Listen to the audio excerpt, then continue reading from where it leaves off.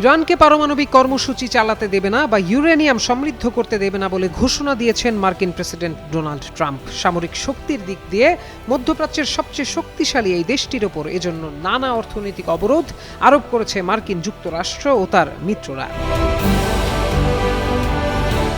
পশ্চিমা বিশ্বের এই চাপের মুখেও ইরান দমে যায়নি। ট্রাম্প যুদ্ধবিরতি ঘোষণার পর ট্রুথ সোশ্যাল মিডিয়ায় বলেন, যুক্তরাষ্ট্র ইরানের সঙ্গে ঘনিষ্ঠভাবে কাজ করবে। আমরা নিশ্চিত হয়েছি যে সেখানে একটি অত্যন্ত ফলপ্রসূ সরকার পরিবর্তন ঘটেছে, আর কোনো ইউরেনিয়াম সমৃদ্ধকরণ হবে না। যুক্তরাষ্ট্র ইরানের সঙ্গে মিলে মাটির গভীরে চাপা পড়া সব পারমাণবিক বর্জ্য বা উপাদান খনন করে সরিয়ে ফেলবে।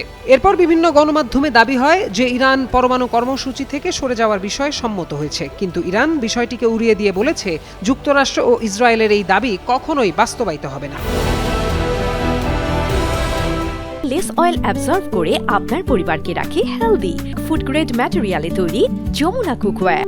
বৃহস্পতিবার ইরানের পারমাণবিক শক্তি সংস্থার প্রধান মোহাম্মদ এসলামি ISNA নিউজ এজেন্সিকে বলেন, শত্রুপক্ষের এসব দাবি শুধু ইচ্ছা, যা শেষ পর্যন্ত ব্যর্থ হবে। তিনি দৃঢ়তার সঙ্গে বলেন, ইউরেনিয়াম সমৃদ্ধকরণ ইরানের পারমাণবিক শিল্পের একটি মৌলিক অংশ এবং এটি দেশের জন্য একটি রেড লাইন হিসেবে বিবেচিত।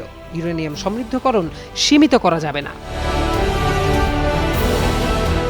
ইসলামি বলেন, ইরানের বিরুদ্ধে চালানো যুদ্ধসহ নানা চাপ ও ষড়যন্ত্র কোনো ফল দেয়নি, তাই এখন তারা আলোচনার মাধ্যমে কিছু অর্জনের চেষ্টা করছে। দীর্ঘদিন ধরে ইউরেনিয়াম সমৃদ্ধকরণ নিয়ে ইরান ও পশ্চিমা দেশগুলোর মধ্যে বিরোধ চলছে। যুক্তরাষ্ট্র ও তার মিত্ররা ইরানের বিরুদ্ধে পারমাণবিক অস্ত্র তৈরির অভিযোগ তুললেও ইরান জানিয়েছে তাদের কর্মসূচি কেবল শান্তিপূর্ণ ও বেসামরিক কাজে ব্যবহারের জন্য।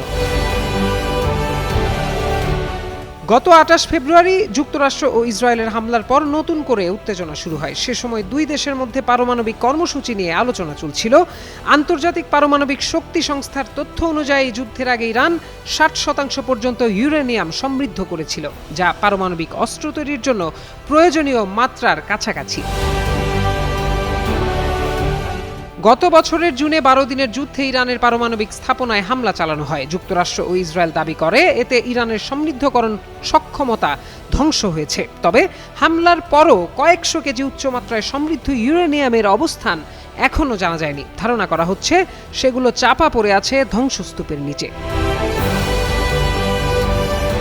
প্রত্যয় দাস, যুগান্তর নিউজ।